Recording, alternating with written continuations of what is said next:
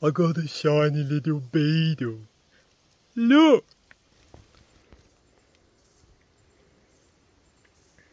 This... Whoa! Off he goes. Well, that didn't last long. Love animals, man. You can't trust them. That was a Ischyopsopha wallacei. And it's one of those things that's been sort of bugging me for a couple of years. One of the things that's gone into the building of this educational platform, because one of the things that I really value in what I'm doing now is accurately identifying things to understand where they're from, what they eat, what they mean, what we can learn from them. See, that beetle that just flew away very rapidly is shiny. It's a shiny beetle, and it comes out around Christmas time. So a lot of people around here call them Christmas beetles. Now here in Australia we're quite famous for having Christmas beetles. There's 35 different species of beetle in this country that are a member of the scarab family, which are known as the Anaplegnathus beetles. It's a funny word, I struggle with it sometimes. And Christmas beetles eat gum trees. And so there's gum trees all around Australia. There used to be lots of Christmas beetles in Australia, and they were an iconic part of the festive season in Australia. When I was growing up, Christmas beetles everywhere, shiny gold ones, shiny green ones, they were amazing. Nowadays, Christmas beetles are in pretty dramatic decline, and so it's become of scientific concern because these 35 species of beetle have rather significant habitats that we have been decreasing quite dramatically.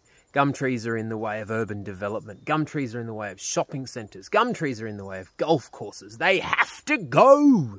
And so, Christmas beetles don't show up anywhere near as much as they used to. So now there's a thing going on called the Christmas beetle count, thanks to iNaturalist being an amazing hub for citizen science and scientists. If you photograph a beetle that is shiny and load it up there and say that it's a Christmas beetle, specialists in the Anaplegnathus family can look at it and find out whether or not it is or isn't, tell you what it actually is, but then also find out for the real Christmas beetles that are identified where they live, where they're still being found, how dense their populations might be, how diverse their populations might be in different areas. So there's a lot of value to this citizen science thing, because it's impossible for scientists to get out and just check every shiny beetle in every part of Australia, but it's valuable for them to know where those shiny beetles are.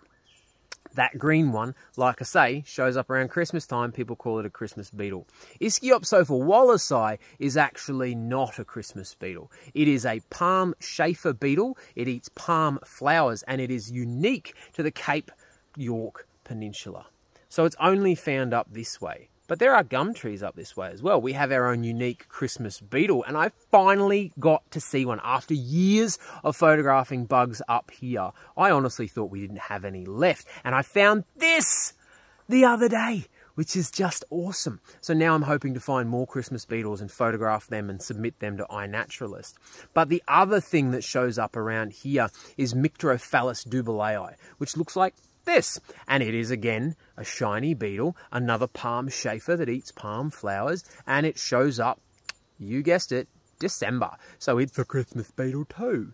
And one of the things with our understanding of insects is that it's very easy for us to generalize, to oversimplify. So you see these shiny beetles around December, you think they're Christmas beetles, and you glaze over a problem that is actually scientifically significant. The destruction of habitat, the extinction of species, is easy to ignore if you're labeling many different species with slightly similar characteristics as the same thing.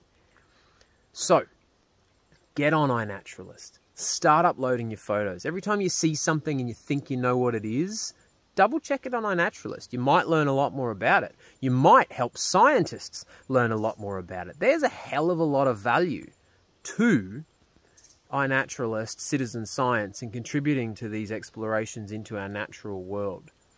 But don't make the mistake of calling every shiny beetle you see this December a Christmas beetle.